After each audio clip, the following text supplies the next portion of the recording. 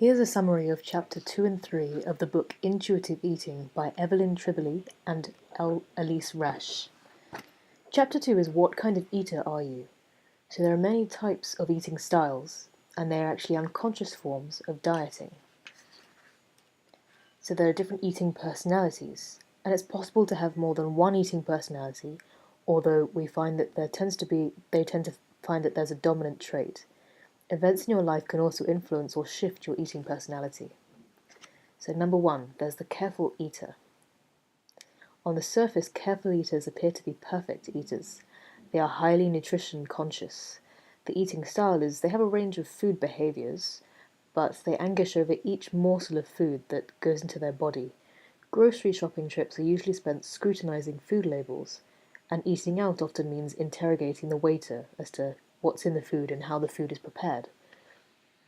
A careful eater can run the fine line between being genuinely interested in health and eating carefully for the sake of body image. There's nothing wrong with being interested in the well-being of your body, but when it does affect a healthy relationship with food, it does become a problem. The professional dieter is the second personality they talk about. The professional dieter is perpetually dieting all the time, and is always trying the latest commercial diet. Yet the reason they are always on another diet is that the original one never worked. Chronic dieters guide every eating choice for the sake of losing weight, not necessarily health. It's not unusual for them to binge or engage in Last Supper eating the moment a forbidden food is eaten. This is because a chronic dieter truly believes that they will not ever eat that food again because tomorrow they start another diet. The problem is that yo-yo dieting makes it increasingly difficult to lose weight, let alone eat healthily, and chronic undereating usually results in overeating or periods of binges. Then there's the unconscious eater, and they have 4 subsections in the unconscious eater, which is the chronic unconscious eater, but the unconscious and the refuse not unconscious eater, the waste not unconscious eater, and the emotional unconscious eater. So first of all, overall, the unconscious eater is eating and doing other activities at the same time, like watching TV or reading, and there's therefore a lack of awareness, and it can be difficult for that person to identify this eating personality because they don't actually know they're doing it. So the first subsection, the chronic unconscious eater, is usually the person who has an overscheduled life, is too busy and just grabs anything that's available through vending machines, fast food, anything will do. They're so busy that they find it difficult to identify with biological hunger until it's fiercely ravenous, and therefore the chronic eater can have long periods of times without eating.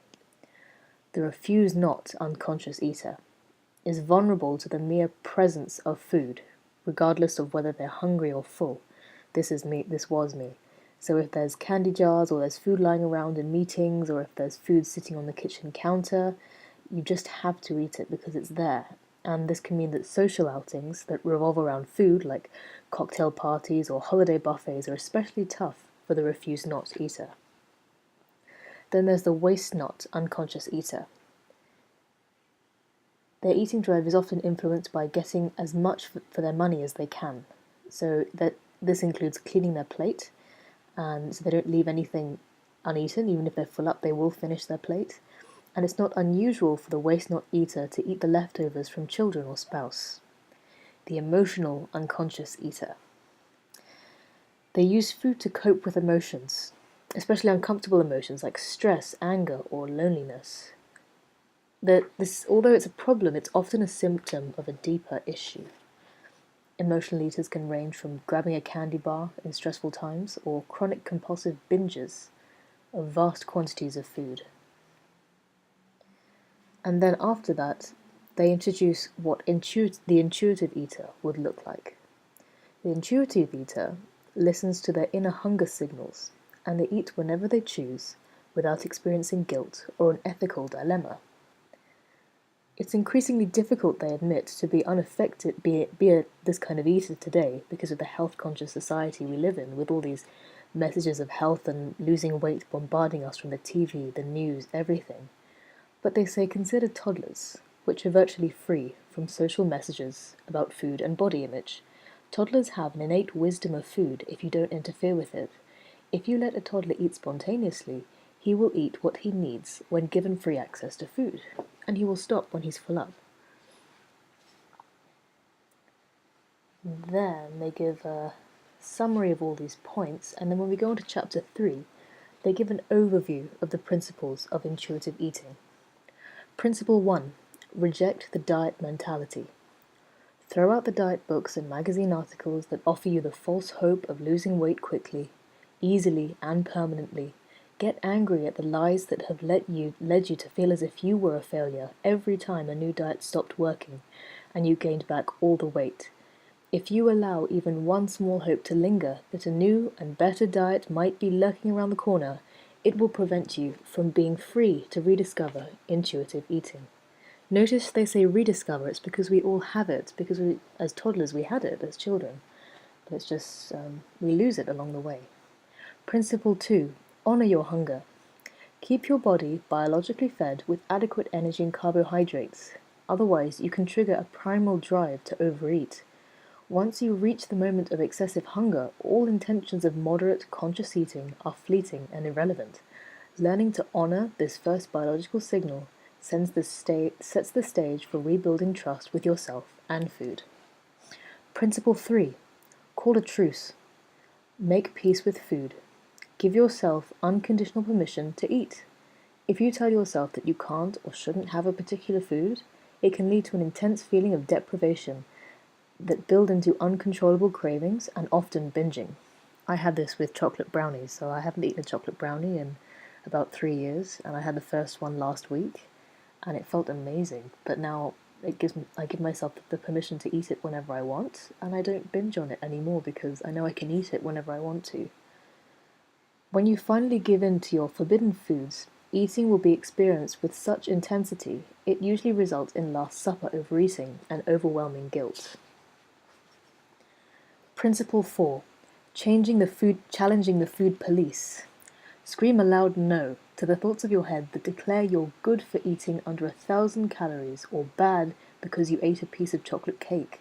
The food police monitor the unreasonable rules that dieting has created.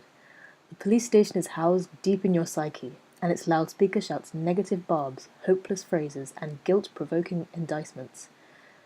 Chasing the food police away is a critical step to returning to intuitive eating. Principle 5. Feel your fullness. Listen for the body signals that tell you that you are no longer hungry. Observe the signs that show that you are uncomfortably full. Pause in the middle of a meal or snack and ask yourself how the food tastes and what your current fullness level is. Principle 6. Discover the satisfaction factor. The Japanese have the wisdom to keep pleasure as one of their goals of healthy living. In our fury to be thin and healthy, we often overlook one of the most basic gifts of existence, the pleasure and satisfaction that can be found in the eating experience. When you eat, when you really want, in an environment that is inviting, the pleasure you derive will be a powerful force of helping you to feel satisfied and content. By providing this experience for yourself, you will find that it takes much less food to decide you've had enough.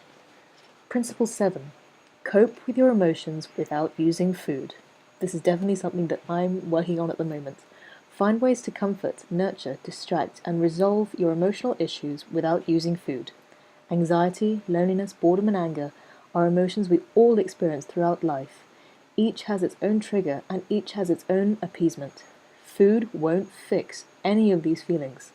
It may comfort you for the short term, distract you from pain, or even numb you into a food hangover, but food won't solve the problem. If anything, eating for an emotional hunger will only make you feel worse in the long run.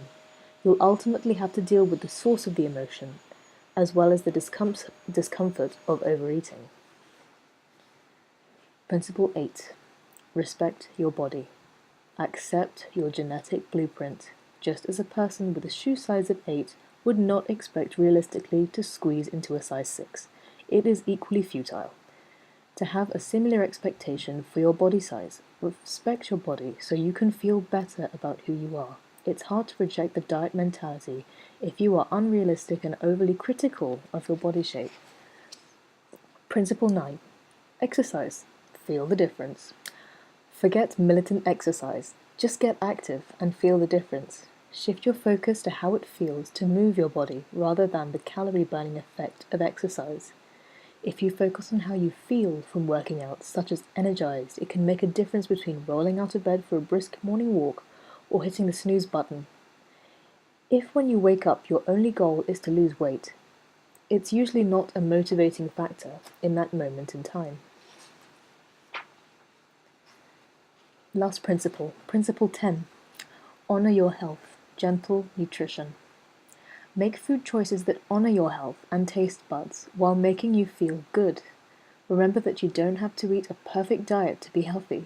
You will not suddenly get a nutrient deficiency or gain weight from one snack, one meal, or one day of eating. It's what you eat consciously over time that matters. Progress, not perfection, is what counts.